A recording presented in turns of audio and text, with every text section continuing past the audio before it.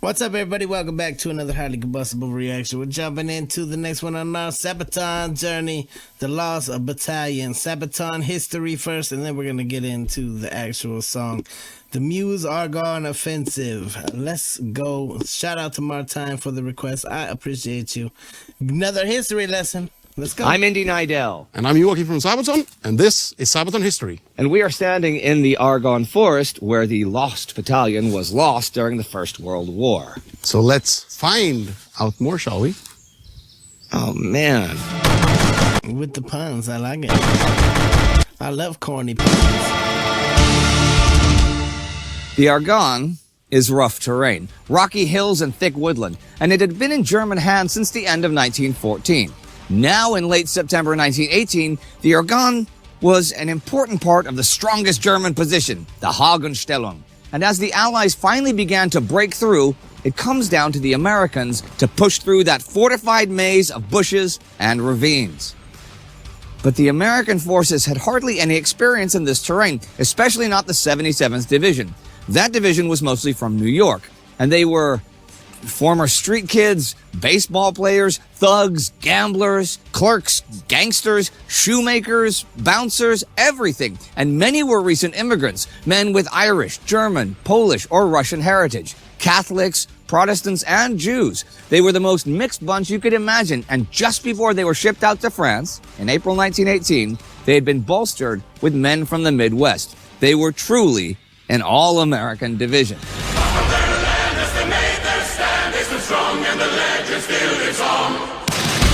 The Meuse-Argonne offensive had been making progress, and despite heavy casualties, the Americans advanced several miles towards the Germans. By the end of September, the 77th Division stood deep in enemy territory.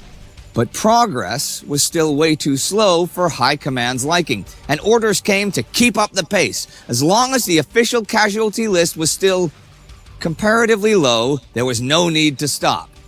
But for the men on the ground, this was easier said than done. Major Charles Whittlesey, in command of 9 companies of the 77th, complained to General Alexander, in overall command, that their flanks were constantly exposed, as the French forces on the left and the 308th Regiment on the right were not keeping up with them. That was indeed a major problem, because once inside the forest, it was easy to lose track of time and direction. Since they had no wireless radio, they had to rely on maps and compasses. Time and again, they had been surprised by hidden German machine gun posts, and German infiltration teams were constantly trying to outflank companies that went too far ahead. More than once, Whittlesey's companies had lost contact with the forces on their flanks, right? General Alexander gave the strict order they were to go forwards, not backwards. Major Whittlesey wholeheartedly disagreed with Alexander, and he knew the reality of frontline combat better. But there was no... A lot of times the people on the front lines and the people out there doing the damn thing know better than the people that are back in the States or back wherever they're at, trying to control things from a different country. People making dumb decisions. That happens all the time throughout all militaries. No point in arguing. So early on the morning of October 2nd, Whittlesey's battalion of roughly 550 men entered the forest, behind a creeping barrage where the German trenches were believed to be. As they marched forward, though, they noticed that the enemy was strangely silent. Here and there, terrified young boys and exhausted old men in dirty German uniforms came their way, surrendering without a fight. And hopes were high that Germany was finally coming to the end of its fighting capability, and breakthrough was close at hand. But once again, hidden machine guns and mortars opened up on them.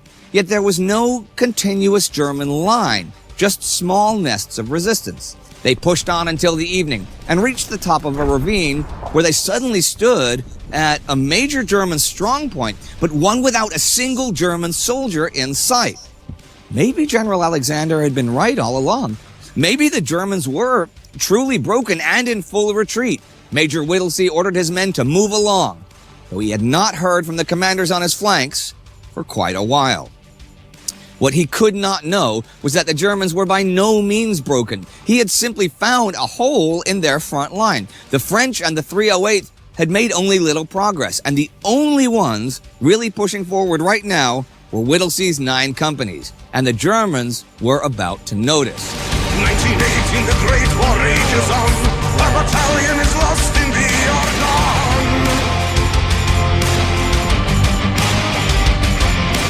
By nightfall, the battalion had dug in on the side of a hill, and they arranged their machine guns around the perimeter. Major Whittlesey was then told that the men had heard German voices back from where they came. As daylight found them, so too did the German mortars. Whittlesey had around 500 men fit for action and had still heard nothing from his flanks. He sent out runners, and they thought they spotted German soldiers moving through the bushes. Now, Whittlesey had seen that before, the German infiltration tactics. So he sent out his strongest company, E Company. But were they really Germans out there or friendly runners trying to reestablish connection? A voice came from the bushes. "Americans?" it asked. A private replied, "Yes, E Company." The response to that was a hail of hand grenades and machine gun fire. E Company was no more. The Germans had found them, and Whittlesey's worst fears had come true. He was cut off, and not even his carrier pigeons seemed able to find their way. And the German artillery was getting closer. Whittlesey was in a tight spot. He could pull back and make a break for the American lines, but he had a lot of wounded, and going back would mean leaving them out in the open. He also had no idea how many Germans were there. He chose to stay. The Germans tested them, rushing from cover to cover, baiting the Americans to fire at them and reveal their positions. And German mortars caused heavy casualties. But the Americans had an advantage. They had German immigrants in their ranks who understood the carelessly shouted German commands. This foiled attacks until night fell. The pocket was shrinking, but still held. The water and food were running out fast. On the third day, water and food had run out, and the men resorted to searching German corpses for food. Whittlesey and the other officers did their best to keep up morale, and in the middle of nowhere, in the middle of France, the New Yorker attitude still came through. Every German attack was met with defiance, and every insult was promptly returned. The 77th would not be cowed and would not give up. In the afternoon, the shelling intensified and crept dangerously close. Then it finally hit their positions. Well, Indy knows how to tell a tale that will keep you on the edge of your seat. Huge artillery shells rained down on them, and it became clear that it was American artillery. Whittlesey hurried to his birds. None had returned, and there was only one left, the handler's favorite, a black and white pigeon called Cher Ami. Whittlesey wrote, "Our own artillery is dropping a barrage directly on us. For heaven's sake, stop it." And his coordinates on a piece of paper, put it in an aluminum tube, and bound it to the bird's leg. All their hopes lay with this bird, and Cher Ami took off to the next tree, where she sat peacefully on a branch, watching the men who kicked the tree and threw stones at the bird until she took wing again. The shelling continued and even got worse as the Germans joined in. Soon, German soldiers were breaking into the pocket, hurling grenades as they came down the slope. Now, had they intended to kill all of the Americans, they would probably have succeeded, but instead they tried to take prisoners. This gave the battalion a chance to fight back. Machine guns ran hot. Soldiers fired at point-blank range from a wall of corpses, resisting capture once more, forcing the Germans to retreat. And night fell once again. Chose not to surrender. They chose victory or defeat. Fallen brothers resting by their feet. Unknown to them, their story was getting attention. At first, politically, both American and German high commands knew that the destruction of the pocket would be a propaganda coup. The Germans could boast how superior their troops were, and the Americans would face political backlash back at home, and maybe even be taken out of the line. Both sides increased efforts to find them. As morning broke on the fourth day, Whittlesey and his men had no food, little ammo, and most of their machine guns were destroyed. The artillery barrage came back, but this time, it did not hit their position. Instead, falling on the Germans further north, Cher Ami had found its way to the American headquarters. With a shrapnel wound and a leg blown... I'm saying, that's totally a movie scene right there in my head. Like, can you imagine all of your hope being on a bird and then getting there in time, especially a bird that just flew the tree and looked at you? I would have no more faith in that bird. She had still given their coordinates to headquarters. So now, American command knew where they were. but still didn't know their situation. In fact, Alexander was writing out orders that Whittlesey should resume the attack northwards. The Germans made plans to finally destroy the pocket. The next night, several groups of veteran stormtroops appeared at the front, ready to move in, but this time they would not take prisoners. Day 5. At midday came panicked shouts. Liquid fire sprayed the position and a shower of grenades fell. German flamethrowers came down the slope, while from the flanks, stormtroops tore through the bushes. A violent melee began. Engulfed in smoke and flames, the pocket turned into a no-holds-barred brawl to the death. The Americans engaged the stormtroops with knives, clubs, and bayonets. Officers fired their revolvers at point-blank range. No quarter was given, no mercy was shown, and the Americans held. Barely, but they held. The 6th day of combat began. The men were exhausted, mentally and physically. The mood now was fatalistic, and many wrote their final letters, not expecting to come out of this alive. But the Germans sent in a letter of their own, asking for surrender. Whittlesey made clear there would be no surrender. High Command had sent out volunteers to establish contact. Many were intercepted by the Germans, but some eventually broke through and came in contact with the rest of the 77th Division, trying to fight its way through to the Lost Battalion. Finally, on the 8th of October, after 7 days of combat, the Lost Battalion was found. That's so hard. 7 days of combat. Food and water were rushed into the exhausted men. From the 554 men that went in, 197 were killed, and 150 were either missing or captured by the enemy. Only 194 men walked out of the pocket under their own steam, but most of them were wounded. Nearly overnight, it became the biggest American story of the war. War reporters rushed into the scene and immediately interviewed the men, which is why we have such a detailed account of the fighting. Major Charles Whittlesey and 2 other captains would receive the Medal of Honor for their actions, and Cher Ami was even awarded the Croix de Guerre. But all of the men had become heroes to the American public, and stories and books were written about them. They really became the all-American heroes of the war. And to this day, books, films, and songs are written about them and their stand as they have entered the realm of American legends.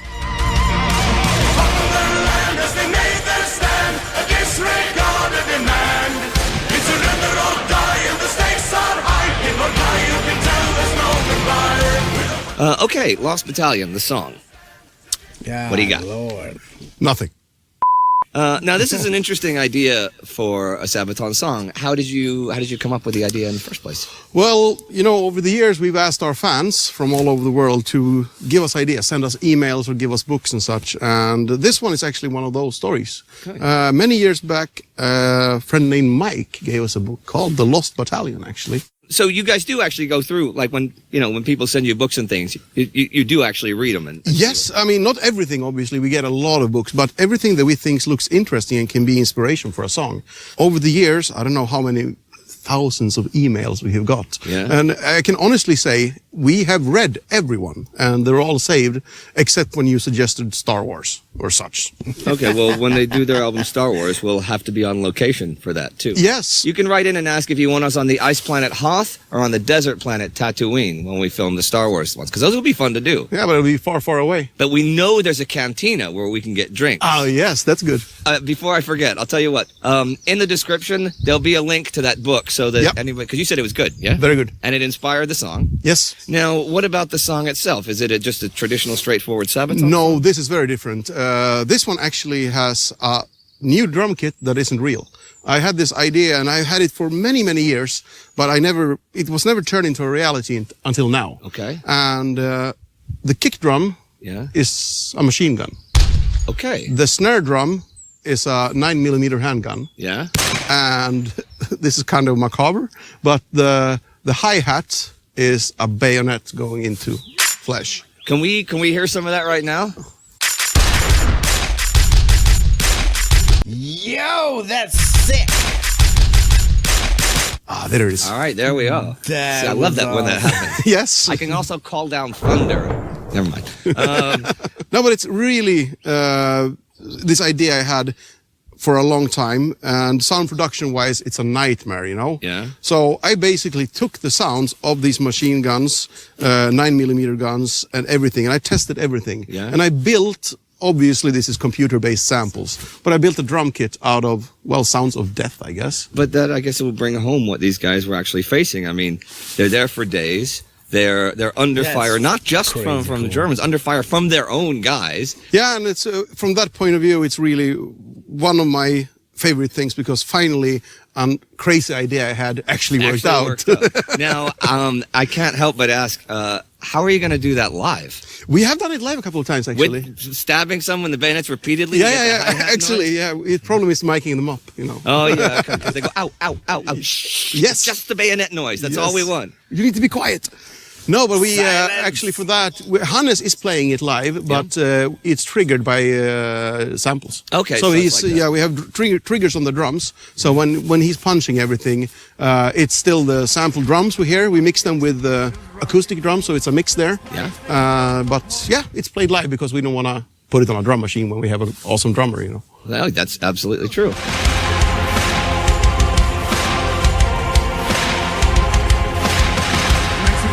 The great war rages on.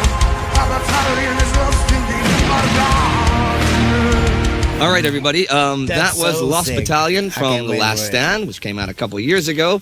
And if you don't know that one, you should definitely get that one. And you should also get the new one, The Great War, since we're here filming on locations from The Great War. Yeah, that's it for today. See you soon. They would never comply, they would rather die. To the rock, they would rather Hey. All right, everyone. As you can see, we have put the effort on. It's time for you to do it. So become a Patreon and do it now, all right? And don't forget to subscribe to Sabaton, Time Ghost, and World War II. Hope to see you all on the road very soon, because we are releasing a kick-ass album. So let's do this. That's so freaking cool. Get over, show Sabaton history, all the love in the world. Go show Sabaton the love. We're gonna jump into the Lost Battalion from the Great Tour. Let's do it. I'll be right back in a second. And we're back with Sabaton, the Lost Battalion, live from the Great Tour in Stuttgart. Let's jump in. Let's check it out together. See what we got. That's a hell of a story, man. It's definitely a story. I'm glad I wasn't a part of it. I don't envy that at all. That would have been freaking terrifying. Beyond our comprehension terrifying.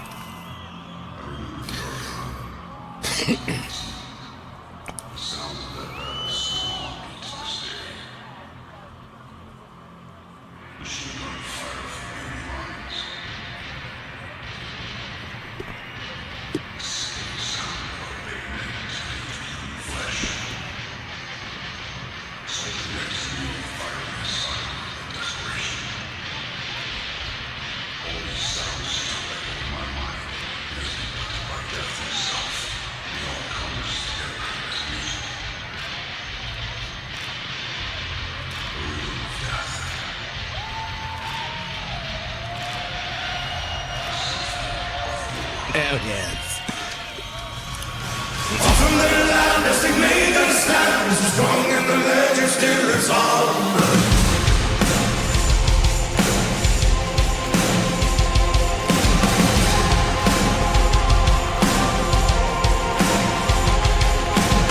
In 1918, the Great War rages on.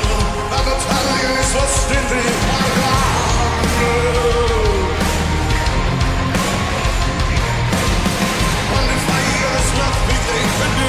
There's no way they can get on this search for gold.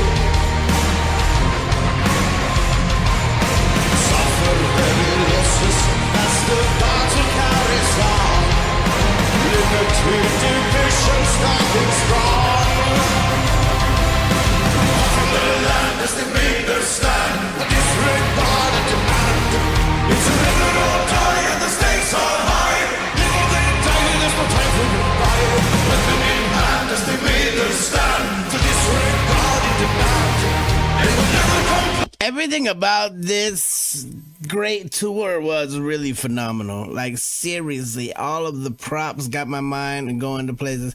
The music is history that we need to keep alive. It's stories that we should keep around for a while. There's a lot of them, good and bad, that we should keep around for a long time. That's how we guide ourselves from here. Just like a person guides themselves based on, hey, I made a mistake and I know I don't want to do that again. The very, very same principle applies to all things history. When you let the stories die, dumb things start happening again. But this is so damn big. The audience is so roaring. The vocals are perfect.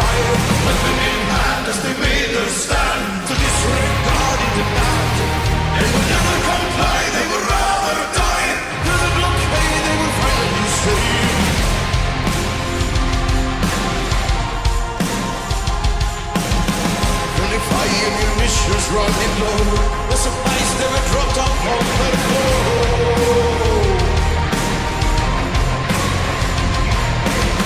1918, the war still rages on. There were Italians still trapped in the Argonne. They chose not to surrender. They chose victory or defeat. Our brothers destined by their fate. From the land as they made their stand, a disregarded demand. It's surrender or die, and the stakes are high.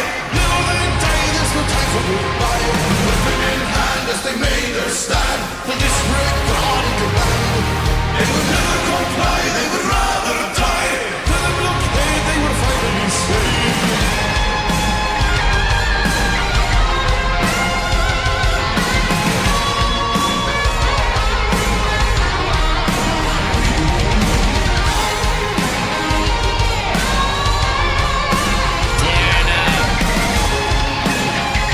They have way too much fun on the stage. From the land as they made their stand, a disregarded demand. It's surrender or die, and the stakes are high. We're dying, you can tell there's no why. With a weapon in hand as they made their stand, the disregarded demand. They would never comply, they would rather die. They so strong and the land is still tall. Suffered heavy losses through the great war they stood strong. But the memory of the heart still lives on. From the land as they made their stand, a disregarded demand. It's surrender or die, and the stakes are high. Live or they die, there's no time for goodbye. Weapon in hand as they made their stand, a disregarded demand. They would never comply, they would rather die. To the blockade they would finally save.